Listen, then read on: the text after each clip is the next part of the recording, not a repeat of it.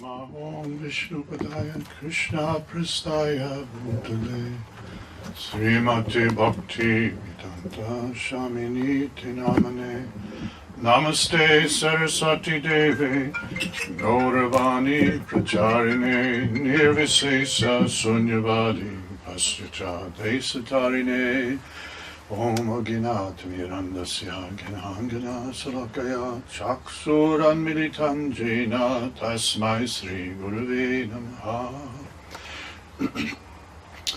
So we've assembled here today to worship and honor and glorify a person who is known as A.C. Bhaktivedanta Swami, Srila Prabhupada, who was born 120 years before in Calcutta.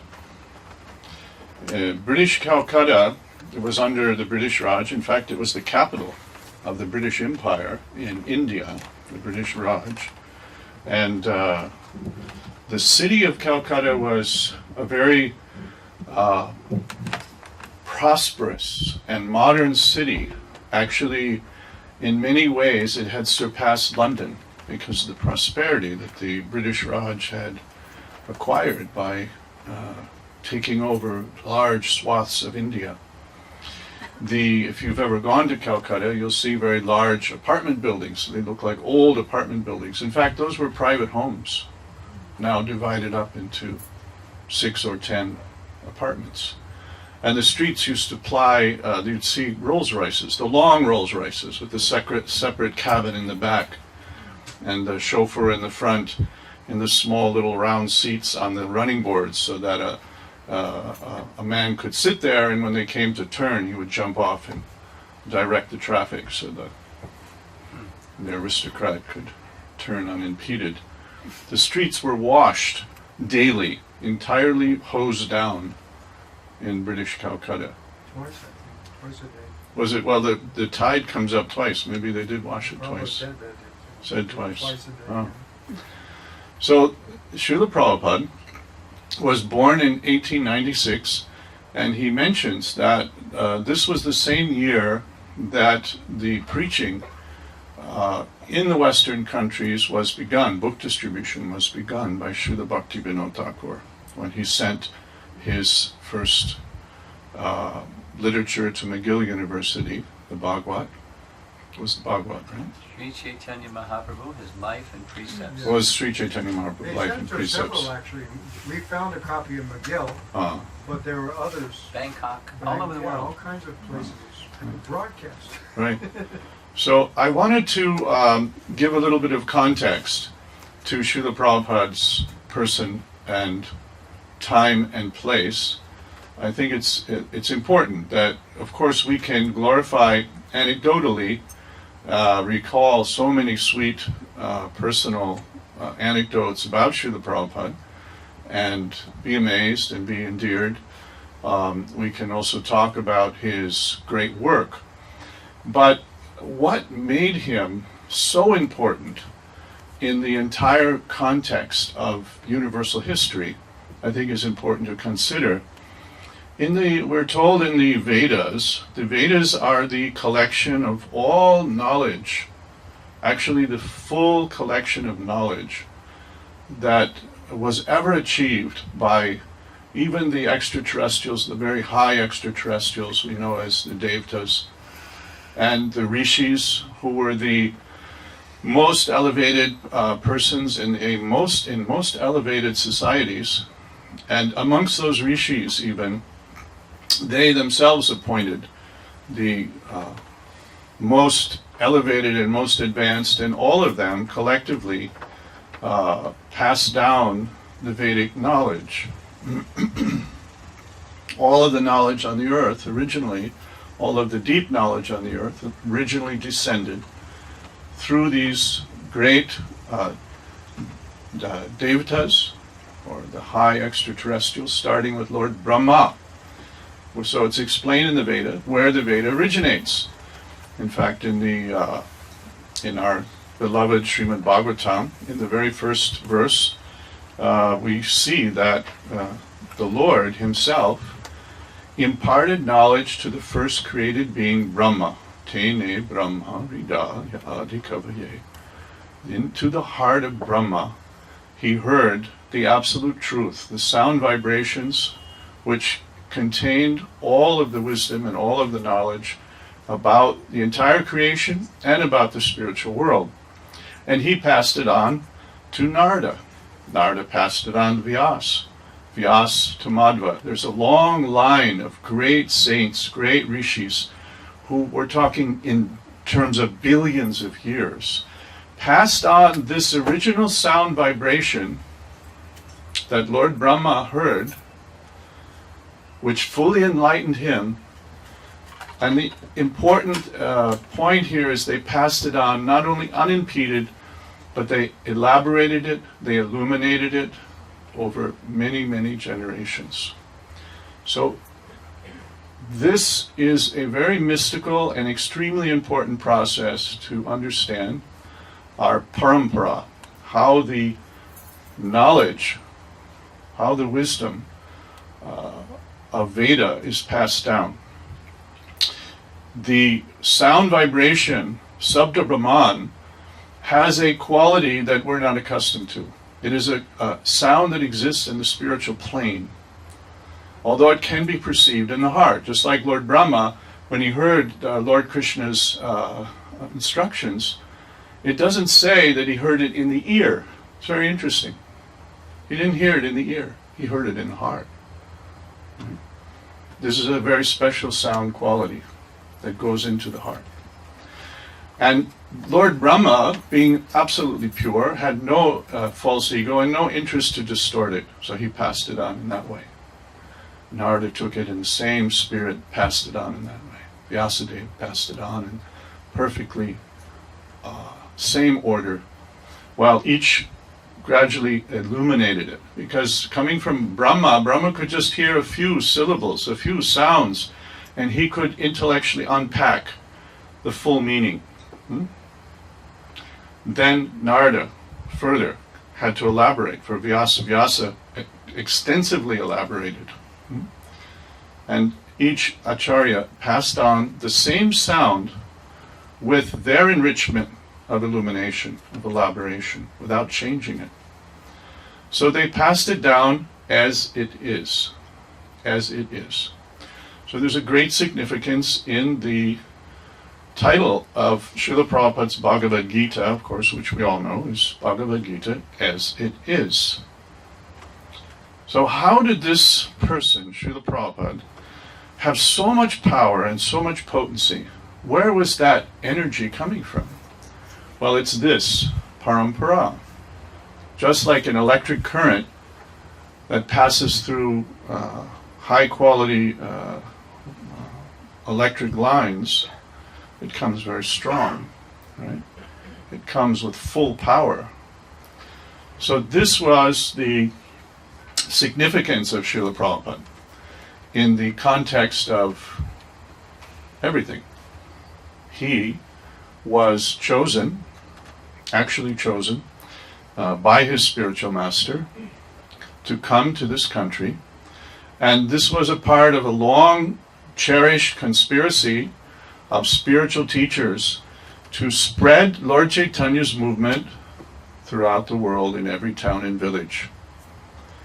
And to do that, they selected one extremely pure, extremely daring and courageous soldier who could go against all odds. It was practically just like in warfare.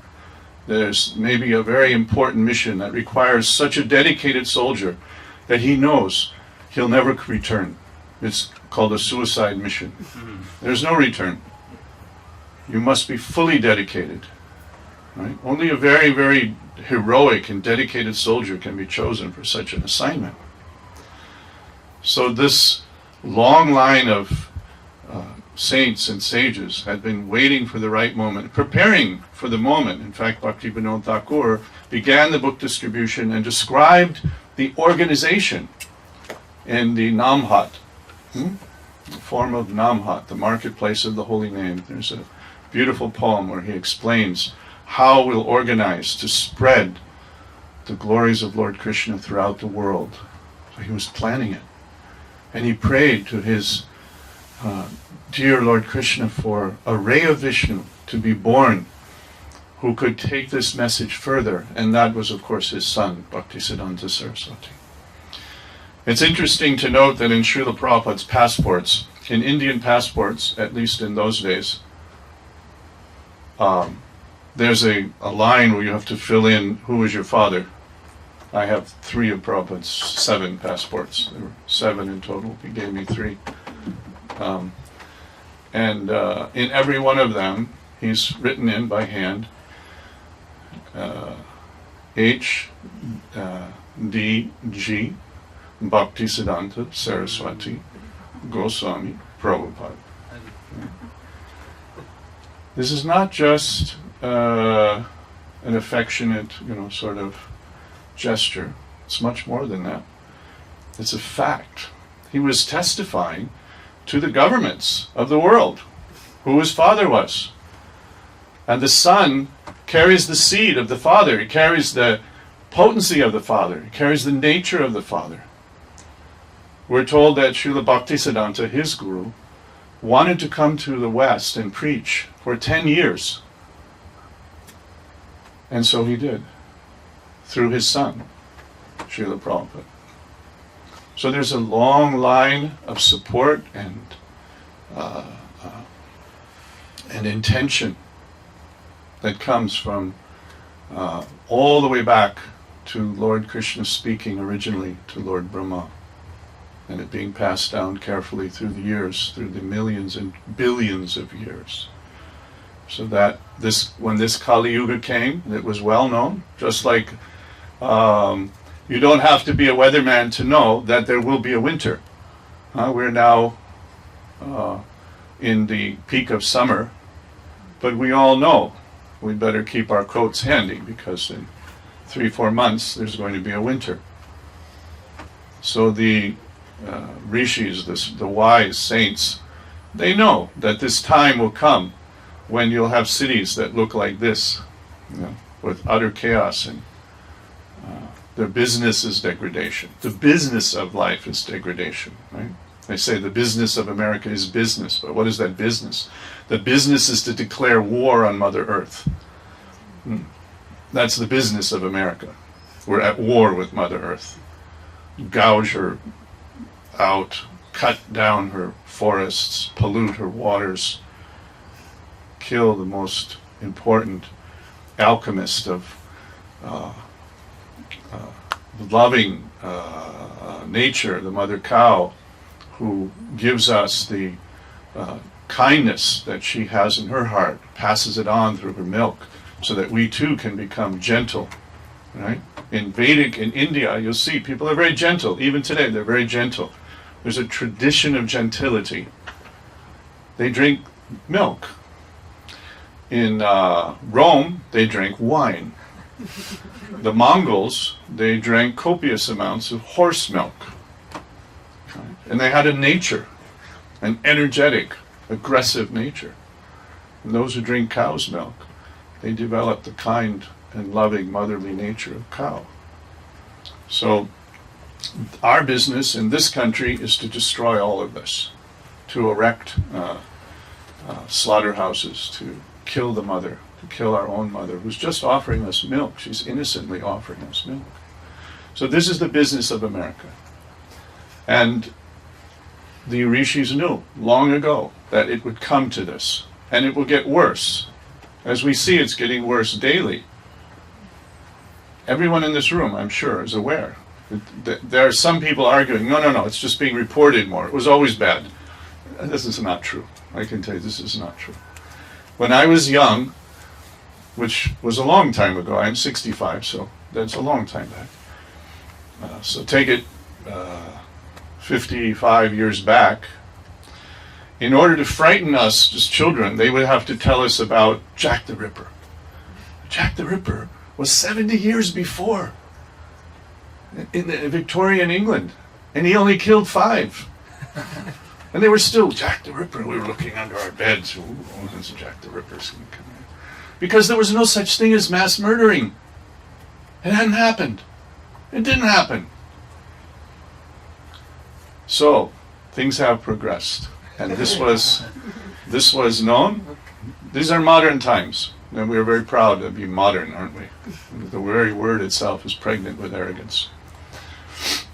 But Srila Prabhupada was specifically picked to come at this time with the blessings of all of this line of Guru Parampara. And that power, that majesty, that significance is what we saw in the elegance of his walk and the dignity of his gestures and in the power of his speech. Because that speech was the actual original sound that the Lord had conveyed to Lord Brahma as it had been passed down, and he himself conveyed it. So to honor him properly, also consider who he is in context and what his mission is, and with such an important mission, take it up ourselves. And this is the actual way to honor. This is actually the only way to honor. We take it up ourselves. So on this day, we can try to rededicate ourselves, or dedicate ourselves, as the case may be, to the mission of carrying on this great work, and that will honor the personality of Srila Prabhupada, and it will honor the entire tradition, the Vaishnava tradition, and it will honor the Supreme Lord by honoring his devotee. So I'll end there, and thank you very much for allowing me to speak. Thank you.